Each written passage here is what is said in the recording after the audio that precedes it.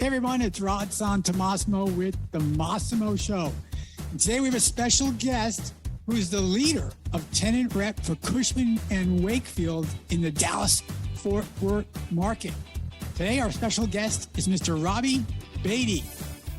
Hi, this is Rod Santomassimo and welcome to the Massimo Show.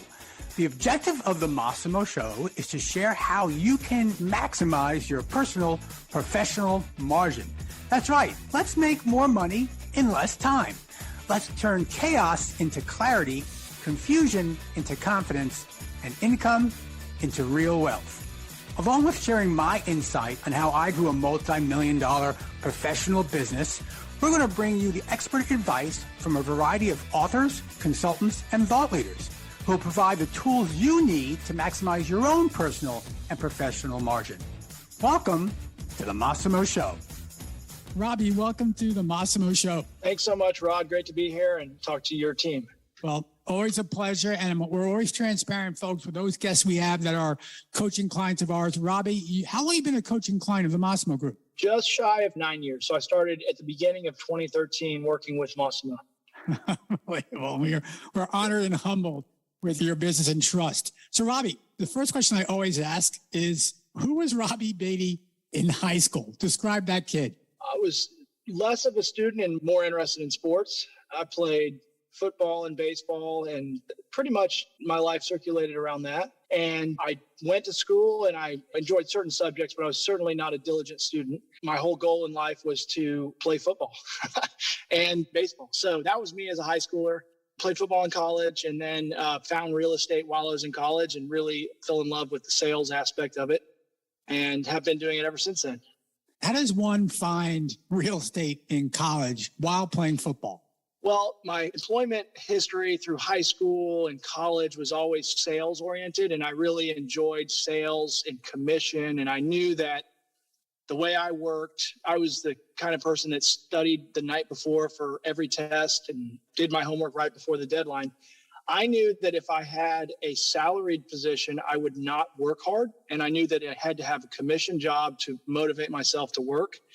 So I was always attracted to commission jobs, whether it was at Sharper Image or working for staffing companies in college or whatever I was doing, it was always commission based. And when I bumped into an alum, an event, he invited me to come interview for an internship. And went and interviewed, and he had me cold calling the whole summer and stacking buildings. And I just fell in love with the process of calling and finding and winning business. I laugh because one of my summer jobs, I think during my grad school years, was stacking and researching and calling tenants in buildings. So what was your first gig in commercial real estate? So I was at Trammell Crow Company, and I was an intern in Memphis where I went to school. And like I said, was stacking and calling and setting up meetings for my broker that I was working for.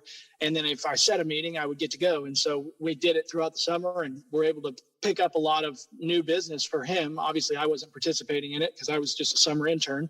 But that was my first job. And then when I was in college, that was going into senior year, I started interviewing in Dallas, where I live now, and interviewed around a lot of places and ultimately ended up at Cushman Wakefield exactly 16 years ago. So I've been at Cushman Wakefield since then.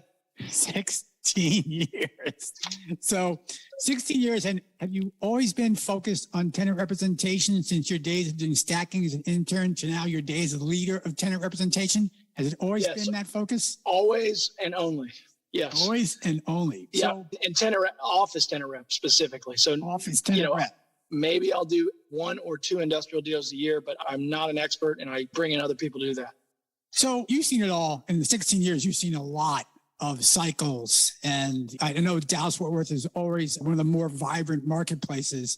But looking back in your 16 years now with Cushman Wakefield, doing office tenant rep in that market, are there 1 or 2 phases of your careers that made significant shifts for the next phase or taught you lessons? Was there anything that you could look back and go, man, I learned a lot by doing this or because of this? I certainly can identify the transformational parts of my career.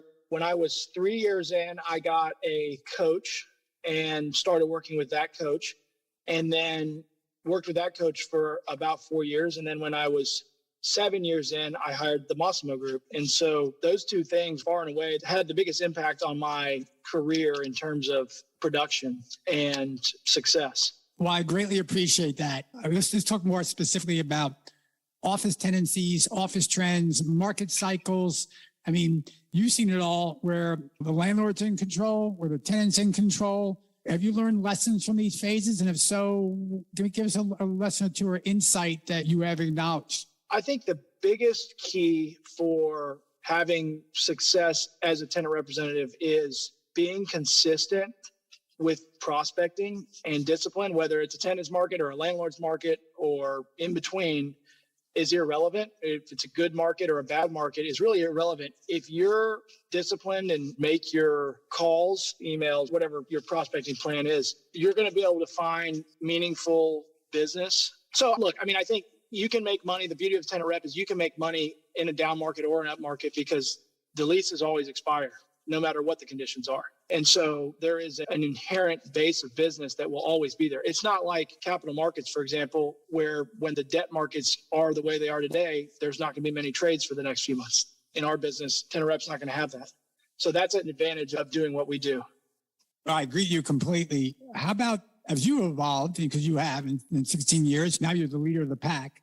As far as the kind of deals you first went after to the kind of deals you're working on today, can you give us a flavor of the size of deals or types of deals you did 10 years ago compared to today? Are they different at all? Absolutely. You know, when I first, it was all about setting a goal and then reaching that goal and then setting a new goal and reaching that goal. So at the beginning, of course, the first goal was get a client. It didn't really matter what size it was. I think my first transaction that I completed was 2,265 feet. That was the first step. And then once I got a few of those, I started putting thresholds on, okay, then it's got to be, for example, 10,000 feet and up. And then it became 50,000, 100,000, 200,000, build the suit. And so I would say, whereas I was really focused on those size thresholds, I think now my focus is going after the larger transactions in a diligent way and targeting the larger tenants. When I say larger, I mean build to suit clients, full building users, majority building users, lead tenants. Those types of things are where the primary focus and the driver of a significant portion of our income. Everyone right now is talking about going back to the office. So you're talking to these large corporations, these users of office space. What do you see as the main concerns, issues, thoughts that they're evaluating in this market of office space? So what are some of the main issues you find that your clients are thinking about today? I think the issue of how to handle hybrid work models and how that impacts the size of space tenants are going to need. So if you have an employee base and they're only coming in 3 days a week, how does that impact the amount of square footage you have? And so I think the number one question and issue that you see almost every time is how to deal with the new hybrid work model and how that equates to how much real estate these companies should be taking. Do you find, because depending on what market you're in and what you're reading, folks are saying, look, people are now just signing short leases, people buying flexible leases, people are subleasing. Are we back yet to a point where people are committing to space for a longer term? Look, there's still a lot of subleases. Our sublease inventory in Dallas-Fort Worth is 2.5 times what it was before the pandemic. So there's still a lot of space on the sublease market, but it's higher quality space now than it used to be. But I would say as a whole, in Dallas at least, I have not seen a marked shift towards shorter term deals this year. Certainly in 2020 there were, but this year it seems like for the most part, tenants are comfortable committing to longer term transactions. And are you seeing rent rates discounted, subsidized? Are they still, is market rate today in Dallas specifically, how's it compared to market rate in 2018? Is it significantly different or is it basically the same? We did a study, a 2-year look back in mid-March of this year. So March 20 to March 2022. And the difference was the rental rates actually stayed flat in Dallas. The free rent and the tenant improvement allowances went up. So there were more concessions that were helping buy down the rate, but the face rates did not change. And so that's based on market research. That's not a feel thing. That's the reality. Is the rates did not change here in Dallas, and they are, I would say, now starting to tick back up. So it sounds like they're ticking back up. You're finding longer term leases being executed and committed to. That office space is coming back in Dallas. Is that fair to say? Yeah, I think so. I mean, I think Dallas, we had a record second half of the year in 2021. And so far in 2022, it has been a good first 7 months of the year. Obviously, a lot of the activity happens in the fourth quarter, so that remains to be seen. But I would say, yeah, Dallas took a pause, but it didn't go off. It didn't go down. Hey guys, it's Rod Santomassimo, and I got great news for you. I have taken the lessons of the last 30 years, all the conferences I went to, and I packaged the best of the best aspects and even plussed it in a conference we're calling Massimo Con. It is going to share with you and give you direct access to 9, 7, and 8-figure producers, some amazing keynote speakers, and so much more. Oh, it's a live 2-day event in Dallas on November 2nd and 3rd. You've got to be there if you're dedicated to making sure you get in position to dominate CRE in 2023. Massimo Con is on, baby. You've got to get there. Check our social posts, check our website for your information, and yes, get there because only a limited number of seats left. Hope to see you at Massimo Con. Hey, Robbie, appreciate it. We have the man of tenancy in Dallas talking to us. So as a tenant rep, Dallas, New York, Chicago, Lubbock, Texas, wherever it might be, how does one go about filling their pipeline? How do they go about finding tenants? Can you give us some prospecting thoughts from a macro basis? Sure. I think that the key in our business is there is obviously a low barrier of entry. And so there's a lot of people doing what we do.